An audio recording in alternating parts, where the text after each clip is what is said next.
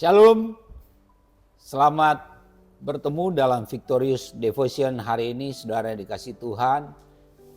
Kita bersyukur atas berkat dan kemurahan Tuhan yang terus Dia nyatakan dalam kehidupan kita.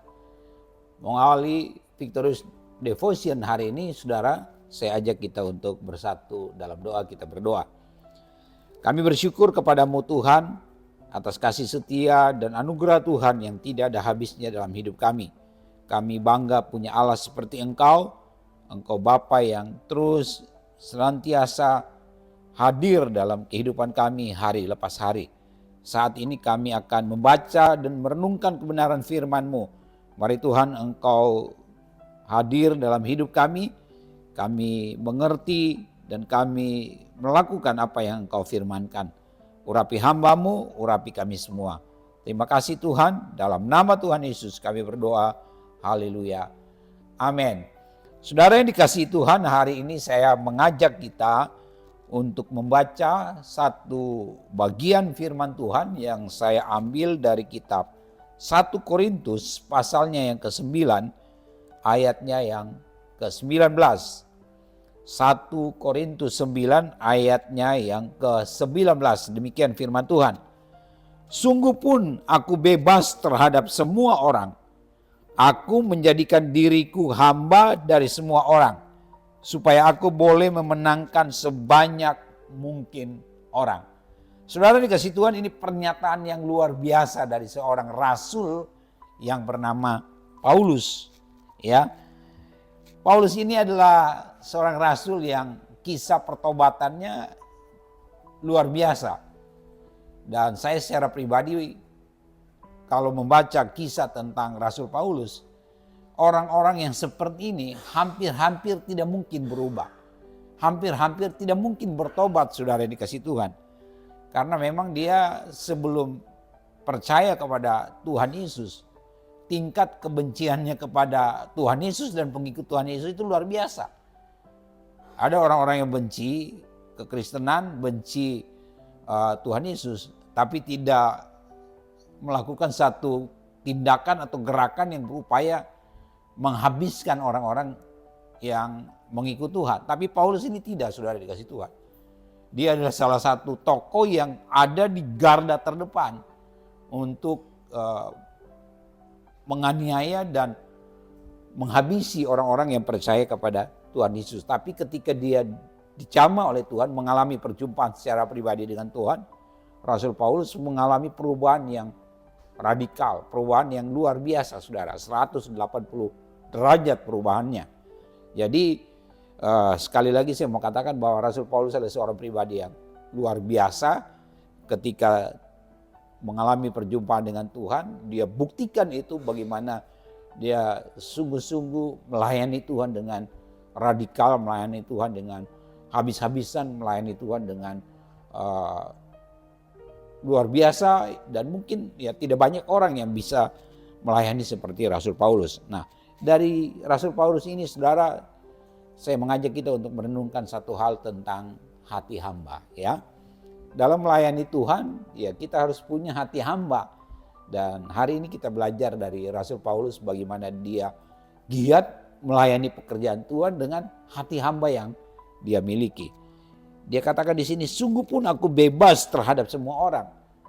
Ya, secara strata sosial, Paulus ini adalah kelompok elit di masyarakat Yahudi. Dia juga punya dua kewarganegaraan, sebagai warga negara sebagai orang Yahudi dan juga sebagai warga negara Romawi yang punya keistimewaan, saudara dikasih Tuhan. Tapi dalam pelayanannya, apa yang menjadi kebanggaannya, apa yang menjadi kelebihannya, apa yang melekat dalam dirinya itu bukan sesuatu yang dia anggap harus dia pertahankan. Bahkan dia di ayat lain mengatakan itu dianggap sampah, saudara dikasih Tuhan.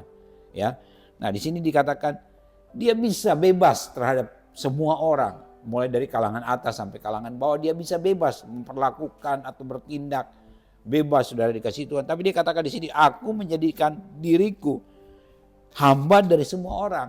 Hamba ini doulos, hamba ini keset, saudara. Hamba ini apa? Budak.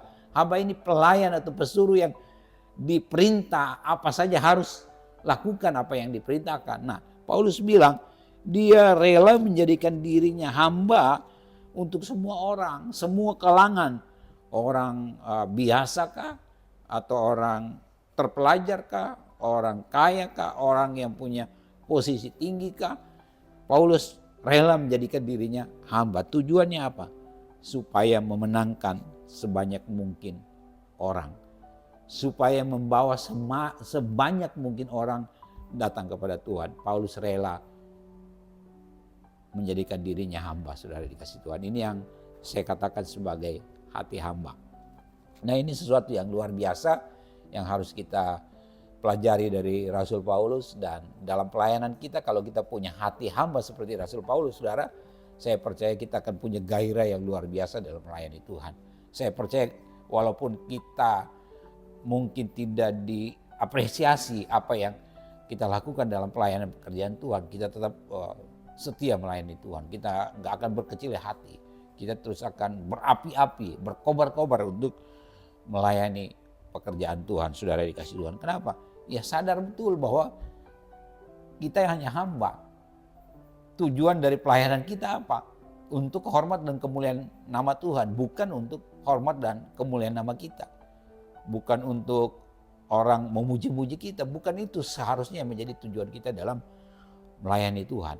Dan yang paling penting di sini dikatakan bahwa supaya memenangkan sebanyak mungkin orang. Ya, kita bisa bandingkan dalam ayat 23 dari 1 Korintus 9 ayat 23 dikatakan oleh Rasul Paulus sendiri juga bahwa segala sesuatu ini aku lakukan karena Injil. Ya. Segala sesuatu Paulus lakukan karena Injil. Waduh, sedemikian luar biasanya ya Rasul Paulus mau melakukan banyak hal ya karena motivasi Injil, karena Injil keselamatan yang dia sudah terima supaya aku mendapat bagian di dalamnya, kata Rasul Paulus ya. Jadi hari ini sudah dikasih Tuhan, saya mengajak setiap kita semua, baik itu pelayan Tuhan, jemaat Tuhan, siapapun itu orang percaya, kita harus punya hati hamba. Kalau hati hamba ini kita miliki, saudara, saya percaya bahwa kita tidak akan pernah lelah untuk melayani Tuhan. Kita tidak akan pernah patah semangat kalaupun kita diperhadapkan dengan tantangan. Kita tidak akan mundur, saudara. Kita akan terus berapi-api untuk melayani Tuhan. Dan Paulus bilang di sini bahwa dia menjadikan dirinya hamba bagi semua orang ya. Dikatakan juga di sana bahwa bagi orang Yahudi ya dia menjadi seperti orang Yahudi. Bagi orang yang di bawah hukum Taurat, dia menjadikan dirinya seperti orang yang di bawah hukum Taurat. Bagi orang yang di luar hukum Taurat, dia menjadikan dirinya sebagai orang yang di luar hukum Taurat. Bahkan dikatakan juga pada ayatnya yang ke 20 ya, 20 di sini dikatakan bahwa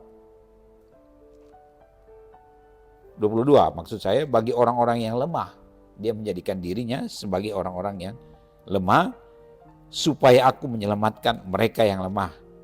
Bagi semua orang aku telah menjadi segala-galanya ya. Biarlah setiap kita juga punya spirit ini dalam hidup kita. Memiliki hati hamba. Tuhan Yesus memberkati. Mari kita bersatu dalam doa. Terima kasih Tuhan, kami bersyukur untuk hari ini. Terima kasih untuk kebenaran firman-Mu. Mampukan kami untuk memiliki hati hamba dalam hidup kami. Sehingga ketika kami melayani Tuhan, mengiring Tuhan, kami sungguh sadar bahwa yang kami layani sesungguhnya Engkaulah Raja di atas segala raja. Walaupun ada banyak hal yang kami terima dalam pelayanan kami, dalam pengiringan kami kepada Tuhan yang mungkin tidak menyenangkan hati kami. Tapi ketika kami menyadari bahwa kami adalah hamba, maka kami tidak akan mundur, kami terus semangat untuk terus melayani Tuhan. Terima kasih Engkau berkati setiap umat Tuhan yang mengikuti Victorious Devotion hari ini. Engkau terus pakai setiap umat-Mu untuk menjadi pelayan Tuhan, untuk menjadi hamba Tuhan yang sungguh-sungguh punya dedikasi yang luar biasa. Terima kasih Bapa, terpujilah Engkau Tuhan dalam nama Tuhan Yesus. Haleluya. Amin. Demikian Victorious Devotion hari ini. Salam kemenangan. Tuhan Yesus memberkati.